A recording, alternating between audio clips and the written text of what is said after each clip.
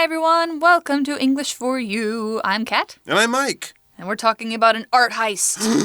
A heist? A heist. That's when someone steals something, and usually in a tricky or skillful way. And it's usually something extremely valuable. Yeah, like a bank heist might be when people go into the bank and it's like in a movie and they move quickly and they're wearing masks. All right, everyone get down on the ground, give us the secret code. And they get the secret code and they get out of there with millions of dollars and it only takes them 5 minutes and no one gets hurt. And the police go, who did this heist? Who did this very big and expensive bank robbery? Yeah, so but it's here, like art. Yeah, so because art can be worth a lot of money. True. Especially if it's a very famous and old painting. True. And this might be one of the most famous of all. And actually, this painting became more famous because of this heist, right? Yeah. The Mona Lisa is what we're talking about. And it was actually a famous painting, but not that famous.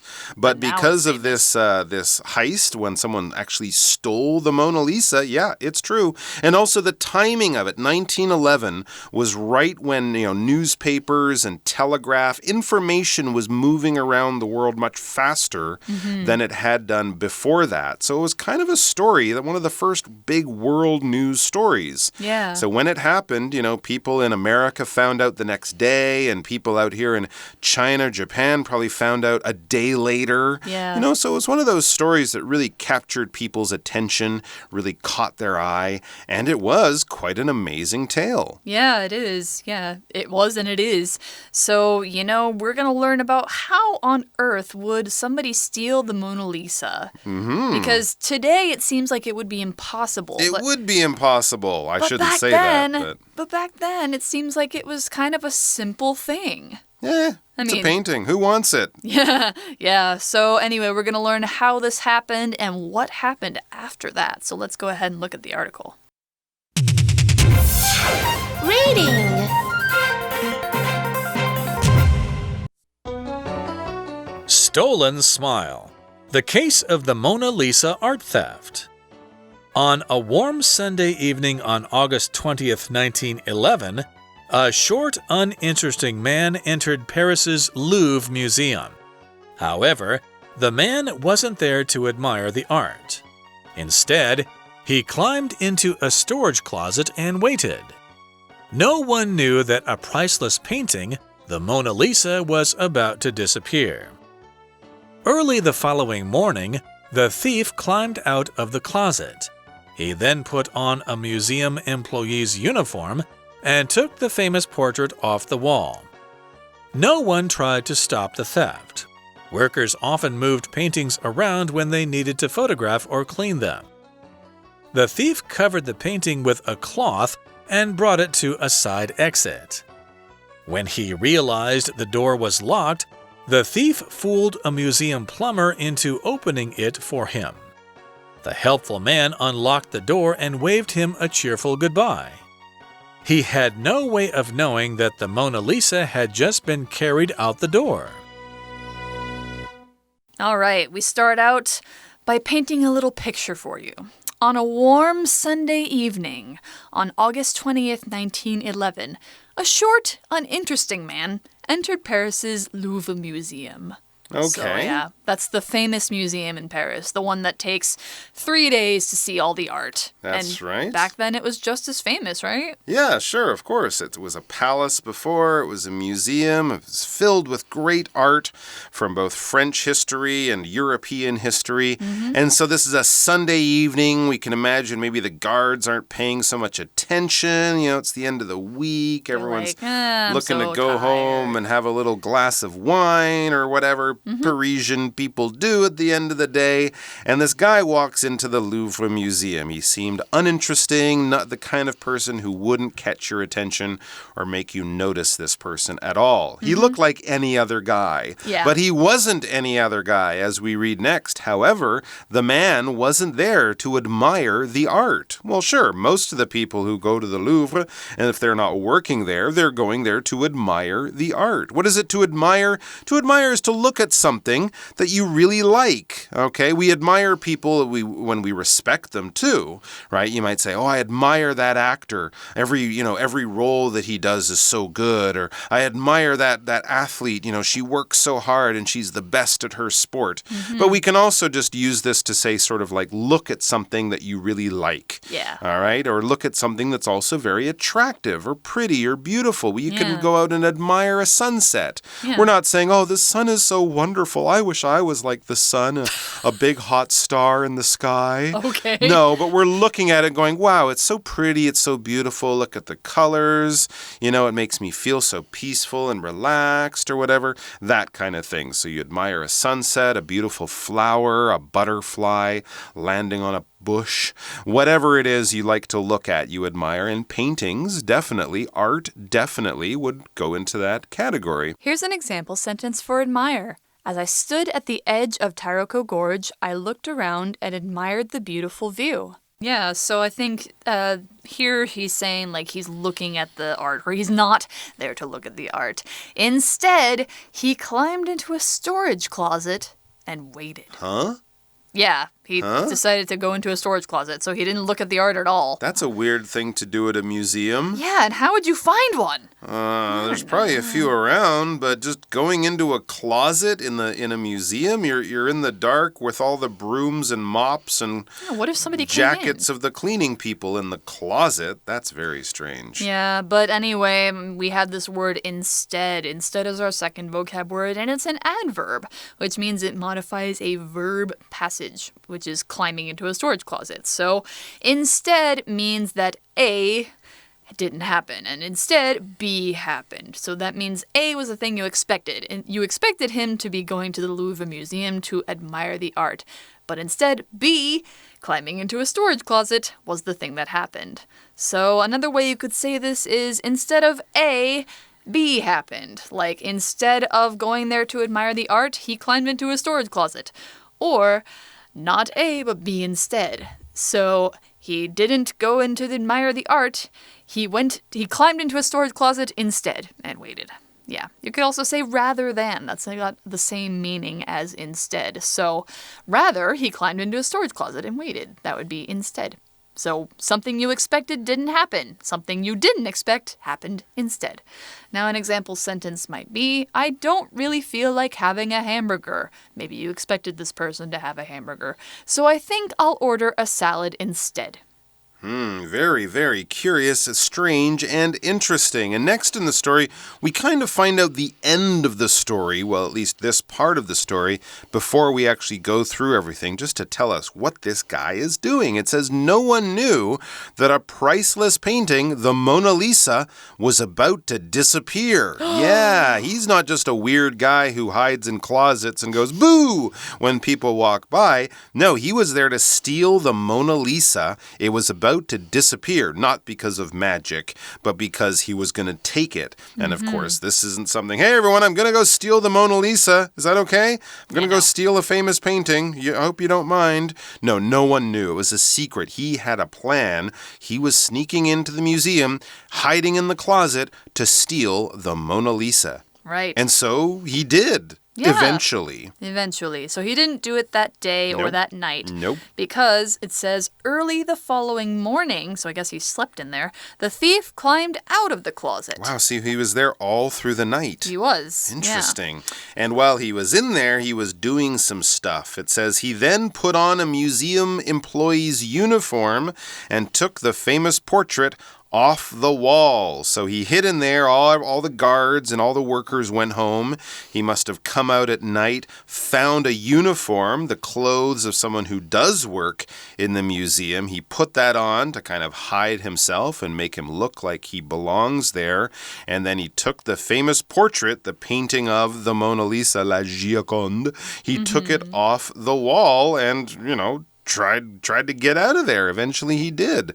But this is his plan. It's not a very complicated plan. No. I have to admit, this isn't Ocean's 11 or any of those heist movies you see that are very interesting and entertaining and clever. It's one man. He hides in a closet, steals some clothes, takes the painting, walks out.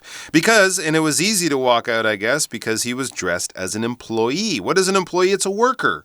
It's someone who works somewhere. That's it. If you work for an airline and fly an airplane, you're an employee. If you work for an airline and take people's tickets, you're an employee. If you work for the airline and clean the airplane bathrooms, you're an employee, okay? You work for the company. It doesn't matter your job, from the top most important job to the bottom lowliest job, as long as you work for that company or business or store or whatever, you're an employee. For example, we couldn't find the spices, so we asked one of the supermarket employees, one of the people who work there, and often they wear a uniform, right? Special clothing that shows their job or position or something like that.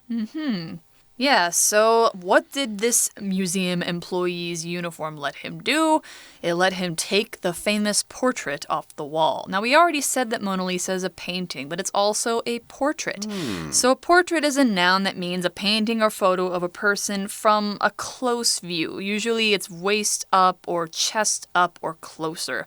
And the point of the painting is the face and the expression. So you're showing the person's face, you're showing a close view of them. It's meant to be kind of, personal and a little bit intimate. It makes you feel like you're close to them. So Mona Lisa is one of the most famous portraits. Girl with a Pearl Earring by Vermeer is also very, very famous. There's a famous photo that National Geographic published like in the 80s of an Afghan girl with these really beautiful green eyes. All sorts of things. There's portraits everywhere. Like you can probably see portraits of famous singers and stuff like that. Yeah, most schools or places, government offices in Taiwan, they have a portrait of Sun Yat-sen. Yeah. Right? Or there's even a portrait of you on your ID card. Oh, yeah. Yeah, I didn't think about that. Oh, I'm wow. famous! Woohoo! Yeah. But anyway, that's what a portrait is. It's a close-up version of somebody. It's not a full body shot, it's a close-up. Now, an example sentence might be, Annie Leibovitz has done photographic portraits of many modern celebrities. She's a very famous photographer. You can look up her photos. They're pretty great. Yeah, he took the portrait. No one tried to stop the theft. Crazy. Yeah, so theft here is another word for this, robbery or heist. Theft is just the act of stealing something. So it's when you get caught and you go to court, they charge you with theft. Yeah, Maybe that's right. It might be petty theft if it's small items, might be grand theft if it's large items. Yeah, theft. That's right. Who does a theft? A thief. Thief, right? Thief is the person who does it, and the crime that person does is theft, robbery, stealing. Yes. Basically, taking something that is not your property. It's against the law, theft is, and that's why thieves go to jail when they get caught. Now, how is this thief able to do this theft, able to steal this famous portrait? It says no one tried to stop the theft. Well, first of all, remember he's wearing a uniform of someone who works there, so he kind of looks like he should be there. And then we learn this, workers often moved paintings around when they needed to photograph or clean them.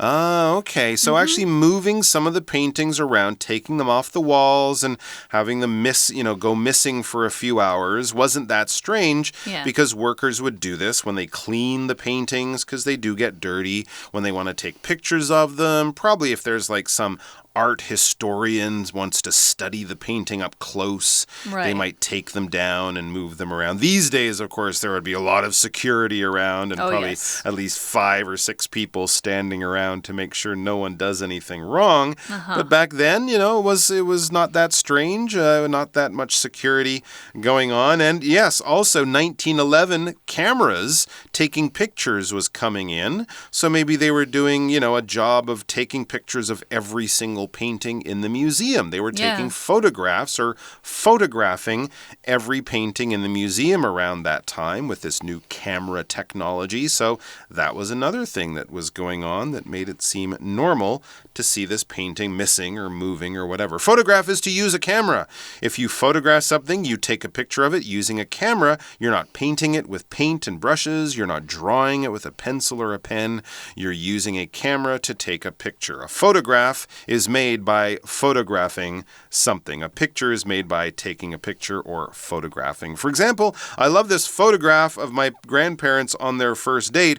Who photographed your grandparents on their first date? Oh, their best friend did, or something like that. Photographed them with an old-time camera. That's nice. Yeah, so now, I mean, people usually photograph things with their phones That's now. right. Yes, yes, we don't need cameras so much, do we? Well, we have a camera on the phone, but not a special camera, just a phone. Yep. Here's an example sentence for photograph. Denise enjoys going into nature with her camera and photographing the mountains and forests. All right, so he takes it off the wall. People think he might be moving it to clean it or photograph it. And then? Well, the thief covered the painting with a cloth and brought it to a side exit. That's it. Yeah, that's all he did. Wow. Yeah. Not very high tech.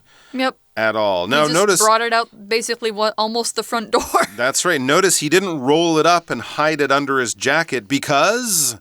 Well, it was too big. The Mona Lisa is painted on wood. Yeah. You can't roll it up. There you go. Yeah, that's true. There's a little thing you might find in a quiz book or something like that. Yeah, so anyway, he covered it with a cloth and just carried it to a side door. He found the fire exit and just said, yeah, I'm heading out this way. I'm going to go have a snack. And then, oh no, he had a problem. It says when he realized the door was locked, the thief fooled a museum plumber into opening it for him. Oh. That wasn't very hard. So he gets to this side door. He doesn't want to walk out the front door. That might seem weird. So he goes to a side door. Oh no, the door is locked. But then he tricks or he fools a museum plumber, another worker, a real worker at the museum, into opening the door. This worker has keys and the other guy says, Oh, mon Dieu, I forgot my keys at home. Can you open the door? And so the museum plumber says, yeah, sure, okay, I'll open the door for you. Where are you going? 7-Eleven? Hey, can you get me a bottle of water? Yeah, sure, I'll get you a bottle of water. Why does the thief have a French accent that the plumber doesn't? I don't know, I'm making it up. Anyway, so when you fool somebody into something, you trick them. You make them think something is true, but it's not true. Maybe you're playing a joke. Maybe it's April Fool's Day when you trick someone. Yeah, so that kind of thing. So you give your friend a box and you're like, hey, I got you a present. And then inside the present is just a big rock. And you're like, it's not a present, it's a rock. I fooled you. I fooled you back. I love rocks. Oh, dang. Anyway, so you're tricking someone. You're making them think something is true and you're doing it maybe as a joke or maybe to commit a crime like this type of thing. Someone might try to fool you by sending you an email and saying, hey, if you lend me a little bit of money and give me your bank number, I'll put a lot more money into your bank. And then if you give them your bank number, of course, they'll steal all your money. So don't do that.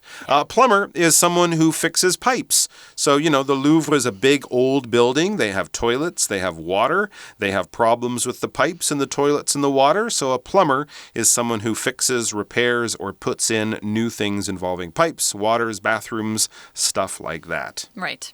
So, yeah, he fooled this poor plumber into helping him out. The helpful man unlocked the door and waved him a cheerful goodbye. Bye-bye! Au revoir! Oh, yeah, so he unlocked the door. That means that he basically took his keys, turned the door lock, and made it so the door could be opened. That's the opposite of lock. So unlock. The plumber didn't know he was being fooled. No, of course not. Not That's at why all. he was being fooled. If he knew, he wouldn't be fooled. Absolutely. Yeah, and so what he did was he waved a cheerful goodbye. Now, cheerful, here's an adjective that's talking about your mood. Like, maybe if you're feeling cheerful, you're kind of happy. You're feeling like, uppity, life is good. The world is a nice place, and I feel like being nice to people. So I'm going to say a very cheerful hello. I'll be like, hello, Mike, how are you doing? Yeah, what? Oh, he's not very cheerful. Leave me alone. He's grumpy. That's like the opposite of cheerful. So yeah, cheerful is when you're feeling kind of good, feeling kind of happy, and you're nice to people, and you're looking like you have a lot of energy, that kind of thing. So the plumber was like, goodbye, nice to see you, have a nice day. Now, an example sentence for cheerful might be, after a good night's sleep, Wendy woke up on Friday in a very cheerful mood.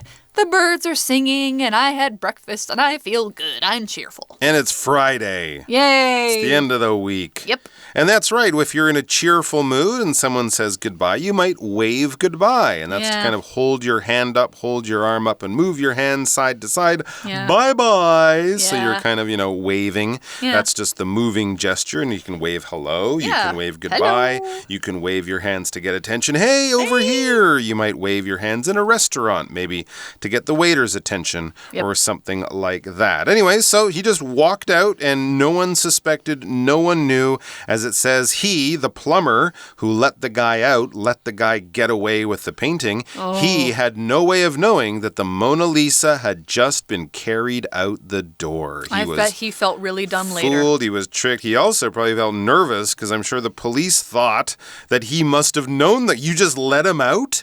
He was carrying a thing and you didn't ask, did you know you didn't know the guy? You'd never seen, you just let him out the door? Well, he's not a security guard. No, but the police don't know that. They might have thought that they were friends. Anyway, so there you go. So this plumber was completely fooled, completely tricked. He let this guy out. He was assisting in the theft, but he didn't know it at all. Poor guy. Very, very interesting. Yeah, he had just been carried. Here we're using the past perfect tense, of course. What do we have an example sentence here for? Trevor had practiced driving for 3 months, but he still couldn't park properly. Oh, dear. Yeah, so past perfect would be like, you're talking about something that happened in the past, like this theft happened in 1911, and so that's in the past, and then we're talking about something that was even more past than that. So you think about this timeline, you go back from today and you go back to a point in the past. Now, if you're at that point in the past, you go even more in the past. That's past perfect. So if you say, Trevor practiced driving. He was driving, but he still couldn't park properly. That's already in the past.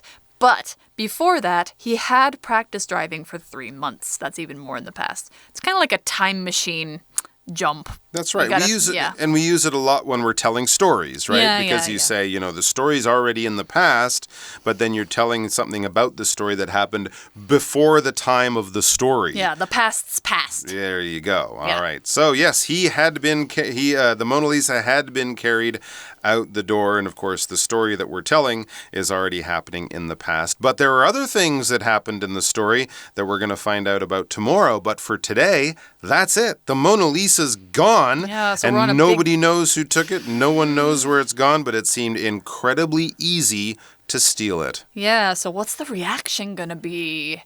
That's what we're going to find out in day Anger? 2. I imagine. I mean, you think about, this is kind of a dramatic story. If someone stole my cell phone, I would be angry, and it's not worth as much as the Mona Lisa, and it, wasn't taken from a famous museum. Right. Interesting stuff. Well, we do know one thing. They got it back. Yeah, obviously, right? because that's why we have it now. It's there, but yeah, there is a lot between taking it and getting it back, and we'll find out about all of that tomorrow, but we're going to be back very, very, very soon with our chat question.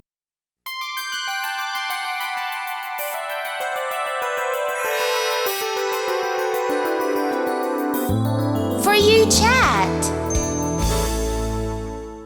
All right, our For You Chat question. Do you think a similar theft could happen today? Why or why not? A similar theft of the Mona Lisa? Yeah. No. I don't think so either. No way. It's behind glass.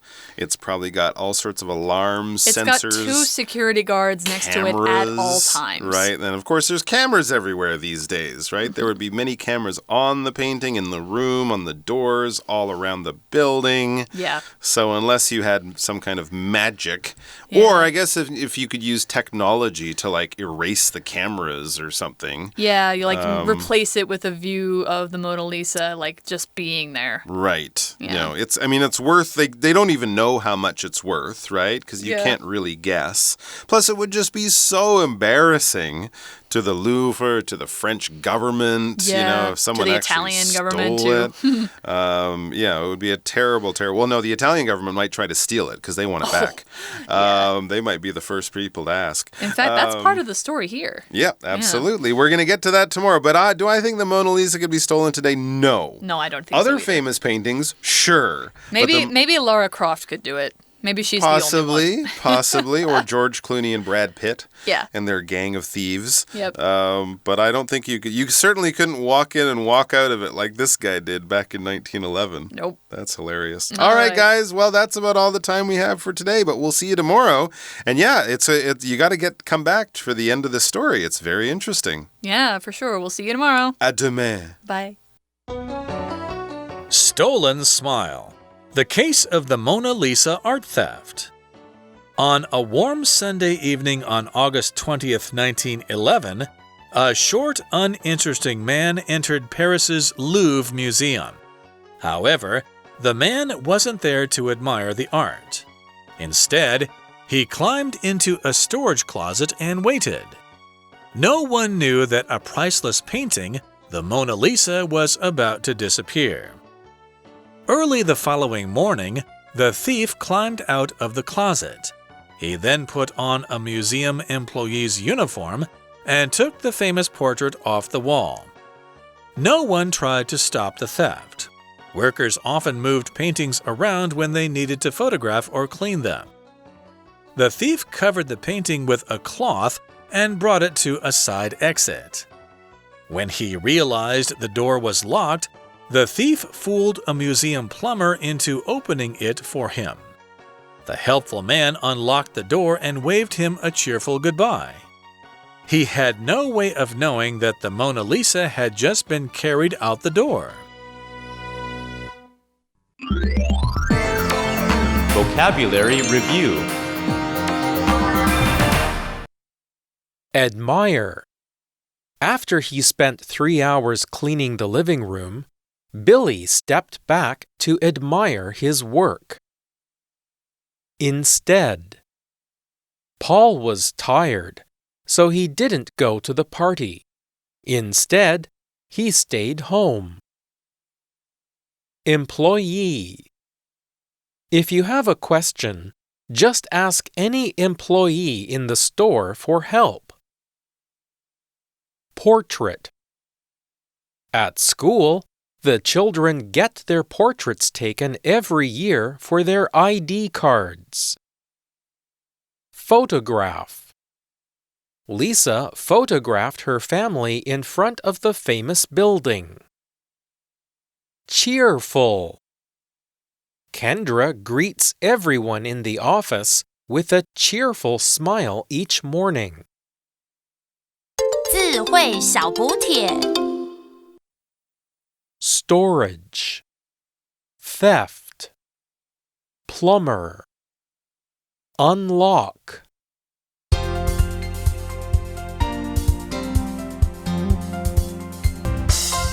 以上节目是由活用空中美语制作。活用空中美语杂志，请洽询全国各大书店。如欲索取试听教材，请来电02-2364-4000 02-2364-4000，或上网查询，网址是 www.english4u.net www.english4u.net